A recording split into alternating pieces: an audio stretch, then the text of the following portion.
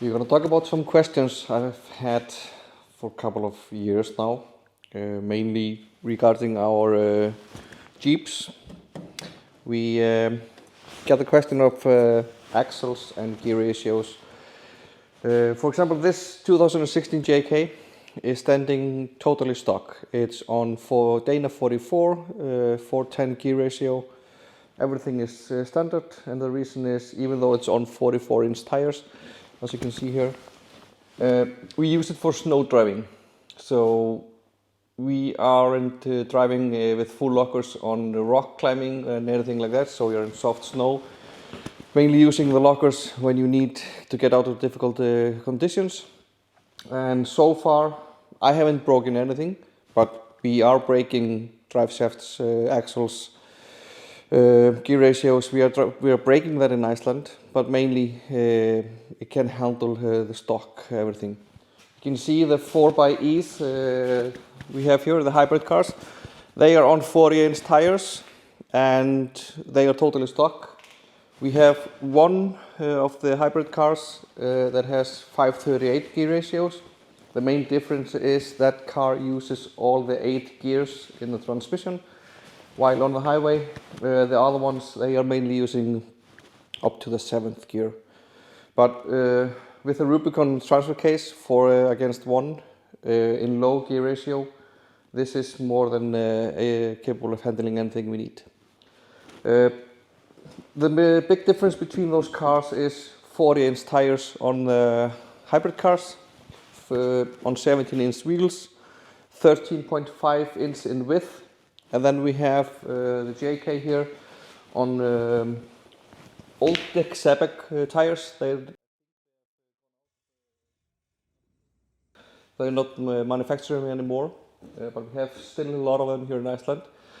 The main difference between this tire and the 40-inch tire is, I mean, it's bigger, but the width of the tire is 18.5 inches.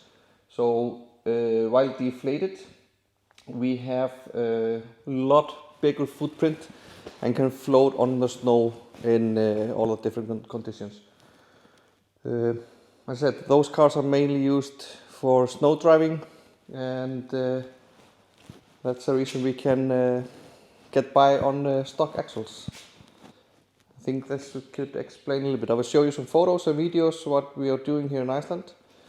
And we, the Jeep Experience, are running, for example, self-drive trips. So you get one of those hybrid cars. We will go with you into the highlands, teach you how to drive and how to get stuck and not stuck. So it's quite fun experience, and we can go all over the country. Difference between the summertime and the wintertime.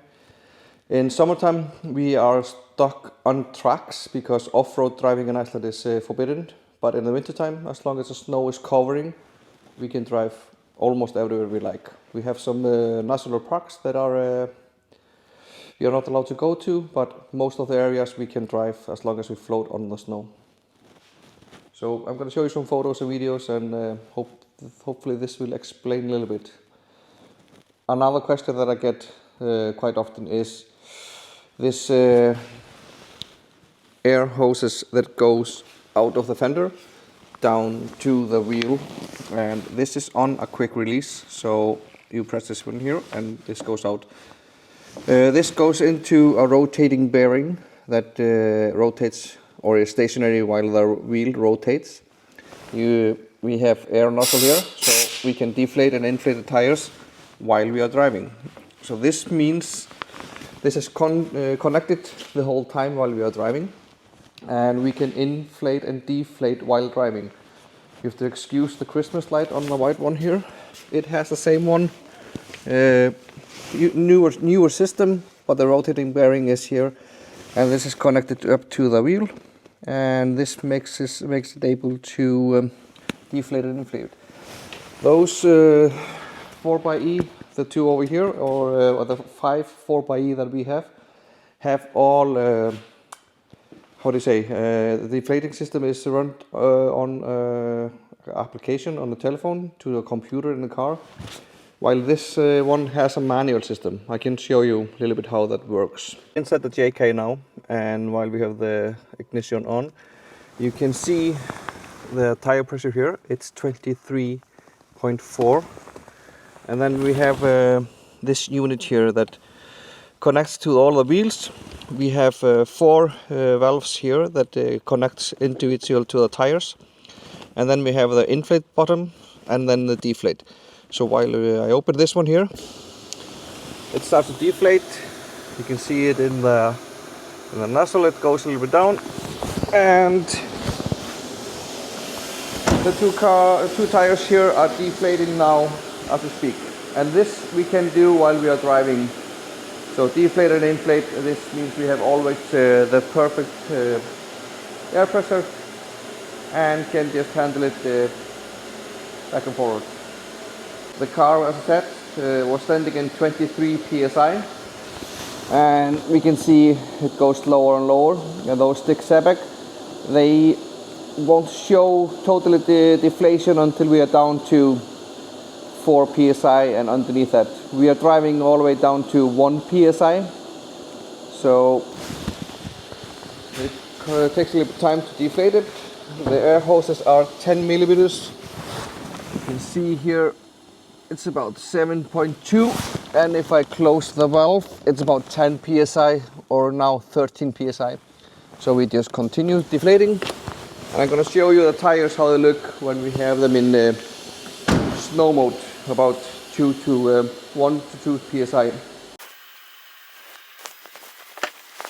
So it reads now 4 psi, and when I close it, it's 7.6 psi. So we are still a little bit from the target.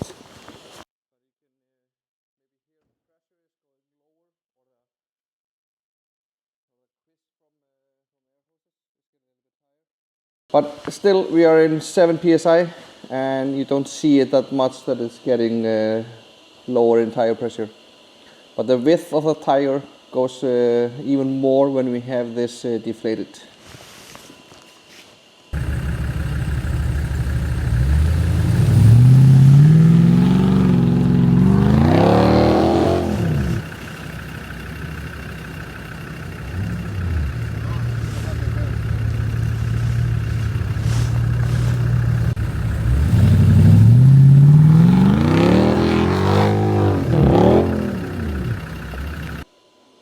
And it goes in equal rate out of all the 4 tires.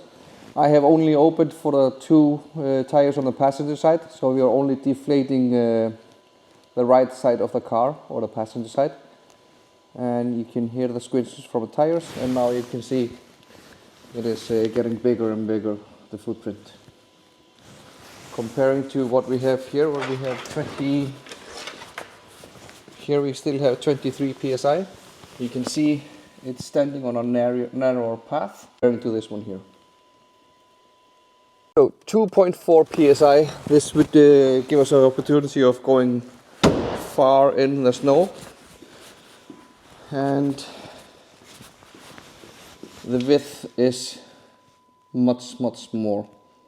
What I'm gonna do now is that I'm gonna inflate the tires, place the camera in front of the tire up to 23 psi and make it a little bit fast forward so you can see the difference.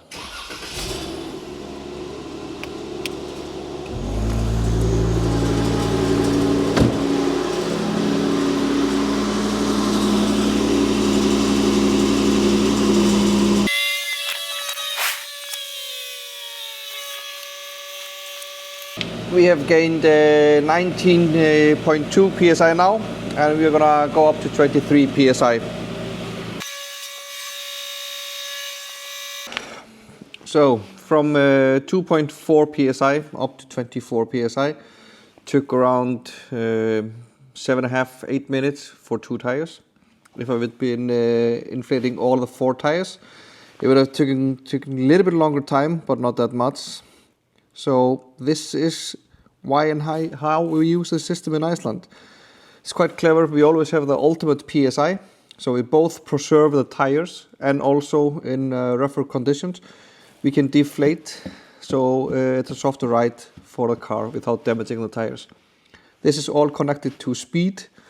So as you say, in the snow, speed and PSI are both your enemies. too much PSI, you will just sink. Too low PSI and too much speed, you will just burn the sidewalls of the tires, and most likely you will rip the sidewall.